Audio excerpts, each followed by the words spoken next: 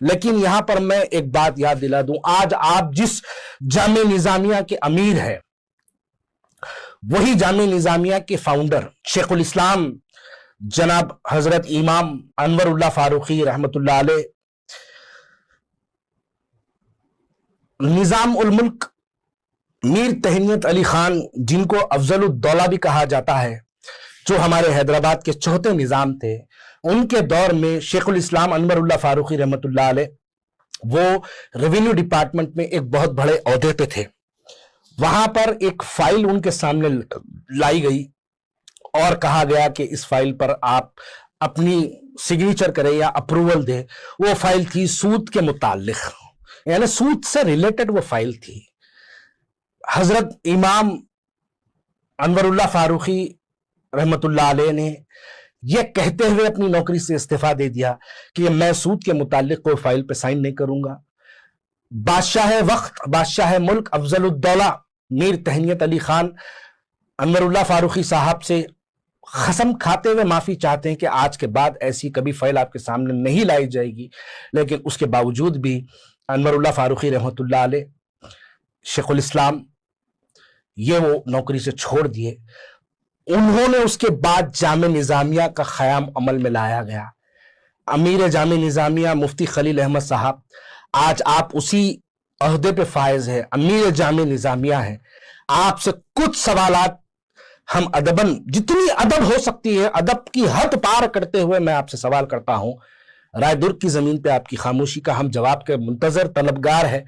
اسلام میں سود کے متعلق جواب آپ ہم کو دیجئے کہ اسلام میں سود کا کاروبار کرنا حرام ہے یا حلال ہے، اس کا جواب ہم کو دیجئے۔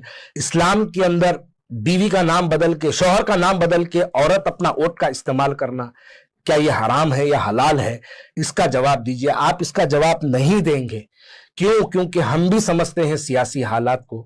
آپ اس کا جواب دیں گے تو آپ کے اوپر سیاسی ظلم شروع ہو جائے گا، آپ کے بچے کو سیکریٹریٹ کی مساجد سے نکال دیا جائے گا، پھر آپ وہ پہلے امیر جامعہ نظامیہ ہیں جس کا بیٹا خود آپ کا سیکریٹری پی اے بن کے جامعہ نظامیہ سے تنخواہ حاصل کر رہا۔ اگر آپ یہ ہمارے سوالات کا جواب دے دیں گے تو یہ سوالات سیاسی جماعتوں کی طرف سے آپ کے اوپر پھینکے جائیں گے، اس کا ظلم آپ کے اوپر اٹھایا جائے گا۔ اس کے لیے آپ یہ سوال کا جواب نہیں دیں گے۔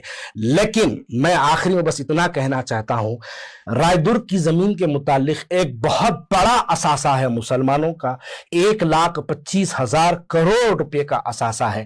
ہم کو مت دو آپ زمین، آپ حبیب عمر کو مت دو زمین، آپ کسی اور میڈیا والے کو زمین مت دو، لیکن جو لوگ آپ کے پاس سے پڑھ کر آج مساجدوں کی امامت کر رہے ہیں، جتنے طلباء جامعہ نظامیہ سے فارغ ہوئے ہیں، آپ وہ زمین حاصل کر آپ کے طلباء جو آج 7,000 سے 12,000 روپے کے اندر کی جو نوکری کر رہے ہیں، اگر اس میں سے 100 گز کے پٹے بنا کر آپ اپنے ایکس طلباء اور موجودہ طلباؤں کو دے دیں گے، 510 ایکڑ 35 گھنٹے کی زمین اگر آپ دے دیں گے، تو میں سمجھتا ہوں کہ حیدرآباد کے اندر کوئی مسجد کا امام کسی کے 1 روپے کا یا تنخواہوں کا بھی محتاج ہوتا، یہ نہیں ہو سکتا۔ لیکن آپ اگر چاہے، اور میں ایک آخری بس ایک بات کہہ دوں کہ زمین کو کیسا بچایا جاتا، زمین کو کیسا بچایا جا سکتا ہے۔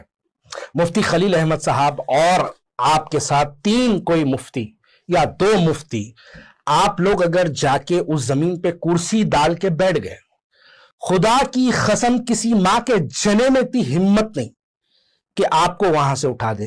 اگر آپ 4 لوگ بیٹھے، اگر کوئی آ کے آپ کو اٹھا دیا تو 4 لاکھ مسلمان سڑکوں پر اتر کے آ جائیں گے امیر جامعہ نظامیہ کی خاطر، تب جا کے ہماری زمین ہم کو حاصل ہوگی۔ آپ اتنے طاقتور ہیں، وقت کے سی ایم کو بھی اگر پتا چلے گا کہ امیر جامعہ نظامیہ اپنی زمین حاصل کرنے کے لیے اس زمین پہ بیٹھ گئے، جا کے بولے میری آپ کی سیاسی جماعت سے شاید میری مخالفت ہوگی اور وہ رہیں گی، لیکن اگر آپ وہاں پہ بیٹھیں گے، اگر آپ پہ کوئی سیاسی ظلم ہوگا اس زمین کو حاصل کرنے کے لیے، تو آپ کے ساتھ مار کھانے کے لیے ہم بھی وہاں پہ حاضر ہوں گے۔ ظلم کا جواب دینے کے لیے میں بھی वहां पर आके आपके साथ ठहरने के लिए तैयार हूं, बल्कि आपके कदमों के पास बैठने के लिए तैयार हूं। लेकिन आप इसके लिए अपनी आवाज उठाइए। रायदुर्ग की 510 एकड़ 35 गुंटे जो आज 1,25,000 करोड़ रुपीस की ये रकम कितनी बड़ी है जो जामे निजामिया की है। आखिर में वक्फ बोर्ड से मैं एक सवाल करना चाहता हूं। मैं जानता हूं ये जमीन वक्फ के तहत नहीं है, लेकिन वक्फ इनडायरेक्टली इसका चौकीदार है। वक्फ बोर्ड की खामोशी ये आपको लेके डूबेगी। अजमतुल्लाह हुसैनी साहब वक्फ बोर्ड के चेयरमैन, मैं आपसे अदबन गुजारिश करता हूं कि आप इसके ऊपर जामे निजामिया को शायद कोई सियासी मजबूरियों के तहत वो जवाब देने से अमीर जामे निजामिया खामोश है, लेकिन आप तो खुल के जवाब दे सकते हैं। आप जवाब दीजिए कि और आप इस जमीन को तहफ़्फ़ुज़ करने के इंतजामात कीजिए। आप जामे निजामिया से मैं गुजारिश करता हूं, जो हद तक आप रिक्वेस्ट कहेंगे मैं वो रिक्वेस्ट करने के लिए तैयार हूं, लेकिन इस जमीन को बचाने के लिए आप लोग आगे आइए ताकि ये जमीन की हिफाजत बिल्कुल उसी पैमाने पे हो जिस तरीके से हमारे आलिम दीन शुरू से ज़मीनों की हिफाजत, अल्लाह के घरों की हिफाजत करते आए हैं, वैसे ही ज़मीन की हिफाजत हो। एक बड़ा अजीब किस्म का नैरेटिव क्रिएट किया गया, आलिम दीन से सवाल नहीं करना।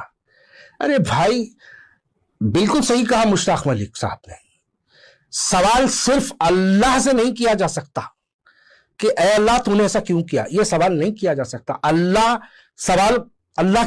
से सवाल नहीं किया जा सकता।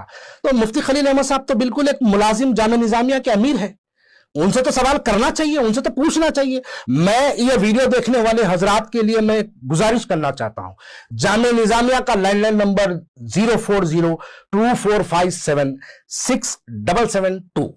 आई रिपीट, जामे निजामिया का नंबर 04024576772। ये नंबर जामे निजामिया का है और जामे निजामिया को इस लैंडलाइन पर कॉल करिए, जुम्मे का दिन छोड़कर किसी भी दिन कॉल करिए और जामे निजामिया से पूछिए कि रायदुर्ग की जमीन के मामला पे क्यों खामोश है, और पूछिए कि जामे निजामिया से ये आप लोग फोन कर सवाल कीजिए कि आप लोग रायदुर्ग की जमीन जो लूट रही है, जिसका गवर्नमेंट ऑक्शन कर रही है, उसके ऊपर क्यों खामोश है। ये क्योंकि आप जामे निजामिया के आप अमीर के पास जाएंगे तो फिर हबीब उमर के जैसी हालत हो जाएंगी आप लोगों की, खारिज इस्लाम हो जाएंगे आप, मुनाफिक हो जाएंगे आप, काफिर हो जाएंगे आप। यहां तक तो हद यह हो गई कि मेरे को कॉल आया, मेरे को कहने लगे कि बिलाल साहब आप मिम टीवी के जिम्मेदारों में से एक है, मिम टीवी जो है अमीर जामे निजामिया से सवाल करा, आप लोगों का नमाज जनाजा नहीं पढ़ाएंगे, मर जाएंगे तो कौन नमाज जनाजा पढ़ाएंगे। बोले मेरे को फोन पे एक साहब, मैं बोला भाई मेरे छोटे भाई को नमाज जनाजा आता, मैं उन्हें पढ़ा देता। और इस्लाम में घर वालों नमाज जनाजा पढ़ाना है, अगर घर वालों को नहीं आती तो इमामों को बुलाना है। वो तो दूसरा सवाल, ना वैसा है तो फिर तेरे को खबरस्तान में तदफीन होने नहीं देंगे। अरे मैं बोला भाई मेरे दादा जो खबर की जमीन खरीदे वो मेरे पोतों तक काम आने वाली है, वो हमारे लिए ही है, उसके अंदर तुम नहीं आते। फोन कट कर दिया बेहूदे। यानी बताना ये चाह रहा हूं कि सवाल आप जामे निजामिया के अमीर से करे तो ये पूरे फतवे आप पे फेंके जा रहे हैं, लेकिन रायदुर्ग का जवाब कोई नहीं दे रहा। सवाल कैसा करते, सवाल कैसा करते, सवाल कैसा करते। अच्छा ठीक है भाई, सवाल खराब दिखाऊंगा आपको, भाई रायदुर्ग की जमीन पे आप कहीं को खामोश है, ये जवाब तो दो ना। नहीं देते।